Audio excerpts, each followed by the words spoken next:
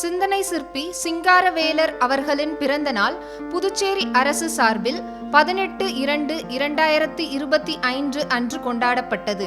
அவரது திருவுருவ சிலைக்கு மாண்புமிகு முதலமைச்சர் திரு ந. ரங்கசாமி அவர்கள், மாண்புமிகு சட்டப்பேரவை தலைவர் திரு செல்வம் அவர்கள், சட்டமன்ற உறுப்பினர்கள் திரு யு. லட்சுமிகாந்தன் அவர்கள், திரு ஜே. பிரகாஷ்குமார் அவர்கள் உள்ளிட்டோர் சிலைக்கு மாலை அணிவித்து மரியாதை செலுத்தினர். தமிழ்நாடு முன்னாள் முதலமைச்சர் செல்வி ஜே. ஜெயலலிதா அவர்களின் பிறந்த நாள் புதுச்சேரி அரசு சார்பில் 24/2/2025 அன்று கொண்டாடப்பட்டது. இதனையொட்டி புதுச்சேரி குபேர் சாலையில் உள்ள மேரி கட்டட அரங்கில் அலங்கரித்து வைக்கப்பட்டிருந்த அவரது திருவுருவ படத்திற்கு மாண்புமிகு முதலமைச்சர் திரு ந. ரங்கசாமி அவர்கள், மாண்புமிகு பொதுப்பணித்துறை அமைச்சர் திரு க. லட்சுமி நாராயணன் அவர்கள், மாண்புமிகு சட்டப்பேரவை துணைத் தலைவர் திரு பே. ராஜவேலு அவர்கள், அரசு கொறடா திரு வி. ஆறுமுகம் என்கின்ற ஏகேடி அவர்கள், சட்டமன்ற உறுப்பினர்கள் திரு எஸ். ரமேஷ் என்கிற கேஎஸ்பி அவர்கள், திரு ஆர். பாஸ்கரன் என்கிற தட்சிணாமூர்த்தி அவர்கள் மற்றும் பலர் மலர் தூவி அஞ்சலி செலுத்தினர்.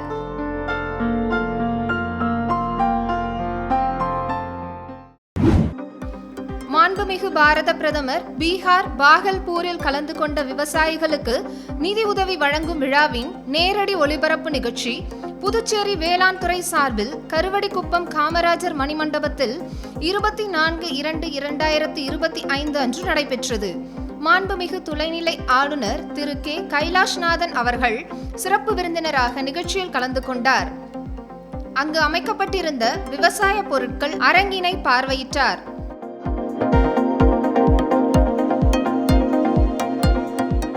மாண்புமிகு முதலமைச்சர் திரு ந. ரங்கசாமி அவர்கள், மாண்புமிகு வேளாண் அமைச்சர் திரு க. ஜெயக்குமார் அவர்கள், வேளாண் செயலர் திரு நெடுஞ்செழியன் அவர்கள் ஆகியோர் உடனிருந்தனர்.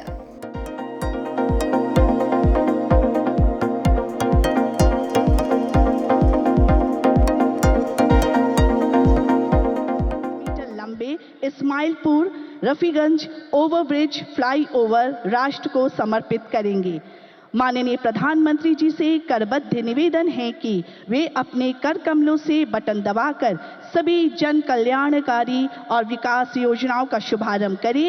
इसके साथ ही एक ऑडियो वीडियो प्रस्तुति द्वारा इसके बारे में महत्वपूर्ण जानकारी प्राप्त करेंगे।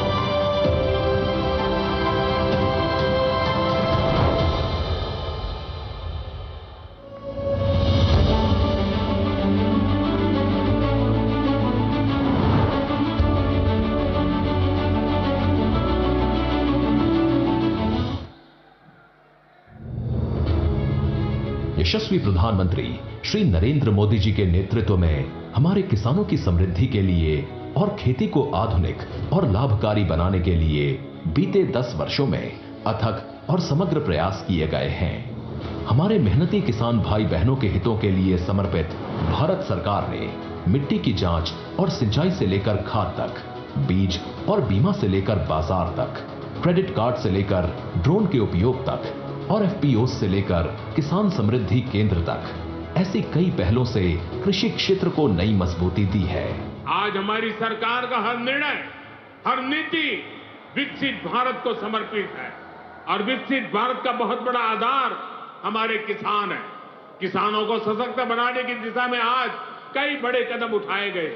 इसी दिशा में किसानों को सशक्त बनाने और उनकी मेहनत व समर्पण को सम्मान देने के उद्देश्य से शुरू की गई प्रधानमंत्री किसान सम्मान निधि योजना ने 6 वर्ष पूरे कर लिए हैं। ये योजना विश्व की सबसे बड़ी डायरेक्ट बेनिफिट ट्रांसफर डीबीटी योजनाओं में से एक है।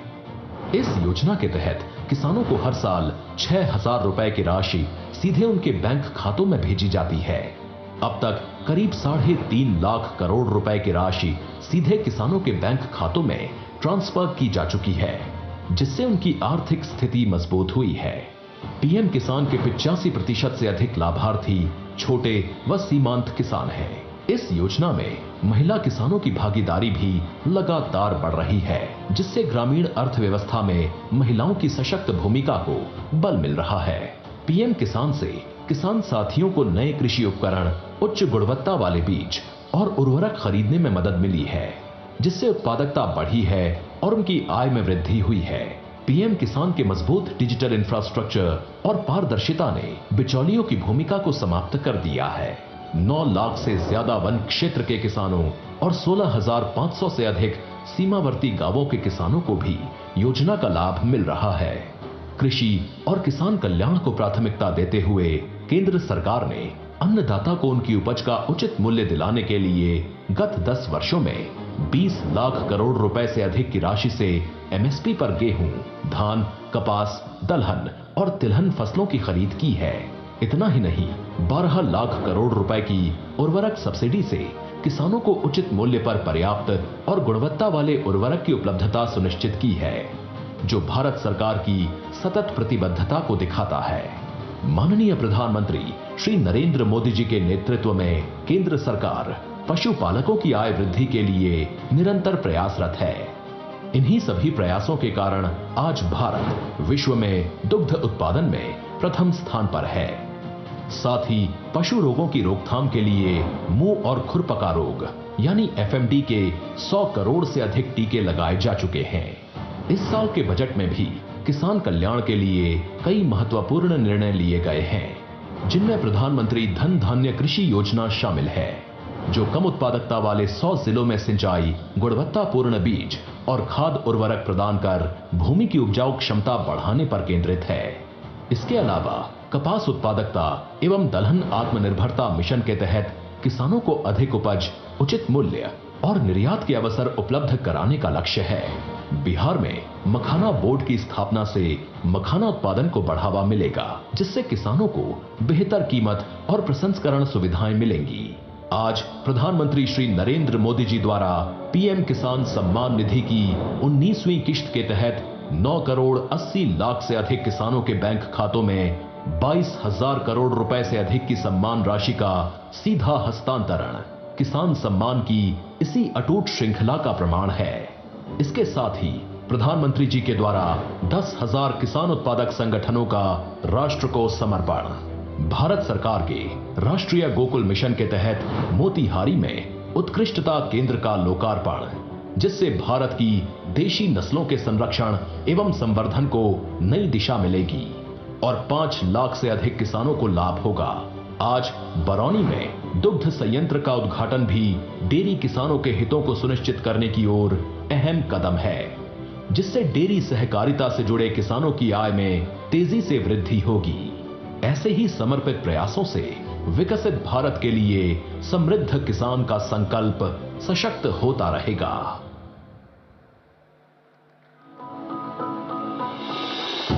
बिहार, जहां बुद्ध को ज्ञान और महावीर को निर्वाण प्राप्त हुआ, कृषि बिहार की अर्थव्यवस्था का मुख्य आधार है और राज्य की 77% आबादी कृषि पर निर्भर है। राज्य के कृषि और उससे जुड़े क्षेत्रों के सतत विकास के लिए वर्ष 2008 में एक सुविचारित कृषि रोड मैप की परिकल्पना माननीय मुख्यमंत्री श्री नीतीश कुमार जी द्वारा की गई, जिसके चौथे संस्करण का शुभारंभ 18 अक्टूबर 2023 को भारत की माननीय राष्ट्रपति श्रीमती द्रौपदी मुर्मू जी द्वारा किया गया। वर्ष 2008 के प्रथम कृषि रोड मैप की शुरुआत से राज्य सरकार के 12 विभाग आपसी समन्वय से राज्य के कृषि और संबद्ध क्षेत्रों के चहुमुखी विकास के लिए कार्य कर रहे हैं, जिनके प्रभाव स्वरूप आज बिहार देश में मक्के का दूसरा सबसे बड़ा, गेहूं और चावल में छठा, मसूर में चौथा, मूंग और गन्ने में 5वां सबसे बड़ा उत्पादक राज्य बन चुका है। इसके अलावा बिहार देश का चौथा सबसे बड़ा सब्जी उत्पादक और 8वां सबसे बड़ा फल उत्पादक राज्य भी है। लीची, मशरूम और मखाना के उत्पादन में बिहार अव्वल स्थान पर है, जबकि आलू और आम में तीसरा, शहद में चौथा तथा केले में 7वां स्थान रखता है। देश के कुल मखाना उत्पादन का 90% उत्पादन बिहार में होता है। भारत सरकार द्वारा बिहार में मखाना बोर्ड की स्थापना का निर्णय लिया गया है। कृषि उत्पादन में हो रही उत्तरोत्तर वृद्धि के लिए बिहार को अब तक 5 बार कृषि कर्मण पुरस्कार से सम्मानित किया गया है। राज्य के 6 प्रमुख कृषि उत्पादों को जीआई टैग भी मिल चुका है। कृषि क्षेत्र में ये शानदार उपलब्धियां हासिल हुई हैं सरकार की नीतियों और यहाँ के किसानों की असाधारण मेहनत से, जिनकी भूरी भूरी प्रशंसा माननीय प्रधानमंत्री जी द्वारा भी अपने मन की बात कार्यक्रम में की गई है। कृषि क्षेत्र के विकास में कृषि शिक्षा के महत्व के प्रति बिहार शुरू से ही सजग रहा है। वर्तमान सरकार द्वारा राज्य में कृषि विश्वविद्यालय एवं कई महाविद्यालयों की स्थापना की गई है। देश में पहली बार कृषि स्नातक छात्रों को छात्रवृत्ति देने के संग बिहार सरकार द्वारा इसी माह हजारों नए कृषि विशेषज्ञों की नियुक्ति भी की गई है। कृषि क्षेत्र में नई तकनीकों, प्रौद्योगिकी के प्रयोग और अवसंरचनाओं के विकास को संकल्पित बिहार सरकार द्वारा अपने 7 निश्चय 2 के संकल्प हर खेत को बिजली, हर खेत को पानी के तहत सिंचाई के लिए अलग से कृषि विद्युत फीडर की स्थापना करने के संग जल जीवन हरियाली अभियान के अंतर्गत सूक्ष्म सिंचाई, पक्का चेक डैम, नए कुओं का निर्माण तथा तालाब, आहर पईन का जीर्णोद्धार भी किया जा रहा है। राज्य सरकार की पहल से बिहार का हर मेहनतकश अन्नदाता समृद्धि और स्वावलंबन की नई ऊंचाइयों को छुएगा।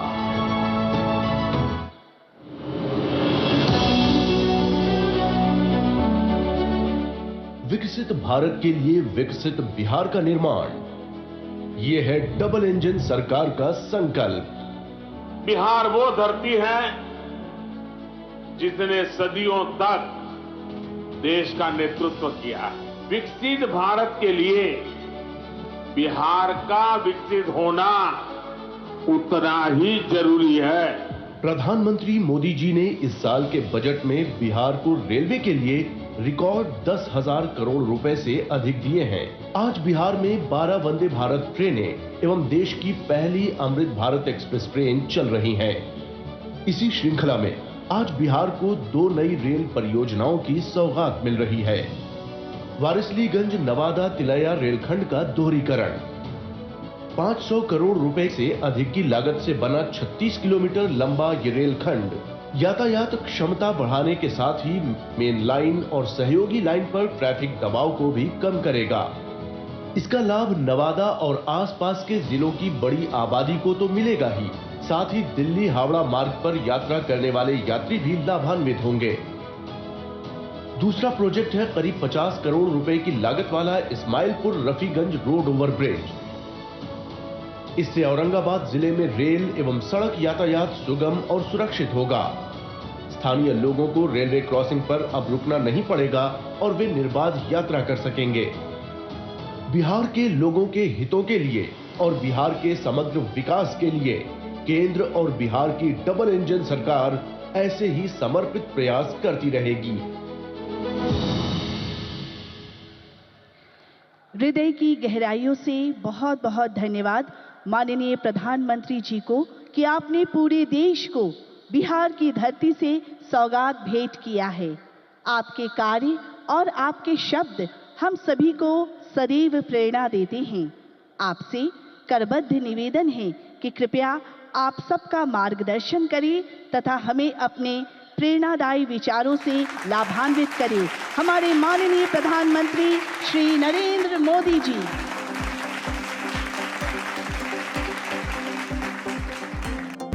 புதுச்சேரி காவல்துறை சார்பில் மக்கள் குறை தீர்ப்பு நாள் மக்கள் மன்றம் தொடக்க விழா கதிர்காமம் இந்திரா காந்தி அரசு மருத்துவக் கல்லூரி வளாகத்தில் 24/2/2025 அன்று நடைபெற்றது. மாண்புமிகு துணைநிலை ஆளுநர் திரு கே கைலாஷ்நாதன் அவர்கள் சிறப்பு விருந்தினராக கலந்து கொண்டு மக்கள் மன்றத்தை தொடங்கி வைத்தார். விழாவில் மாண்புமிகு முதலமைச்சர் திரு ந ரங்கசாமி அவர்கள், சட்டமன்ற உறுப்பினர் திரு KSP ரமேஷ் அவர்கள், காவல்துறை இயக்குனர் திருமதி ஷாலினி சிங் அவர்கள், தலைமை அதிகாரி திரு அஜித்குமார் சிங்காலா அவர்கள், துணை தலைமை அதிகாரி திரு சத்யசுந்தரம் அவர்கள் மற்றும் காவல்துறை உயர் அதிகாரிகள் கலந்து கொண்டனர்.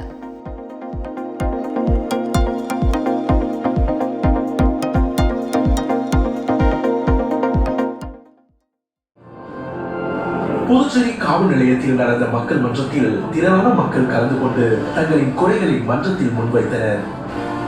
ஒவ்வொரு முறையும் மக்கள் ஆர்வத்துடன் மக்கள் மன்றத்தில் கலந்து கொண்டனர். மேலும் குழந்தைகளின் பாதுகாப்பை உறுதி செய்யும் வகையில் புதுச்சேரியில் உள்ள பள்ளிகளில் புகார் பெட்டி நிறுவும் திட்டத்தையும் தொடங்கி வைத்தார்.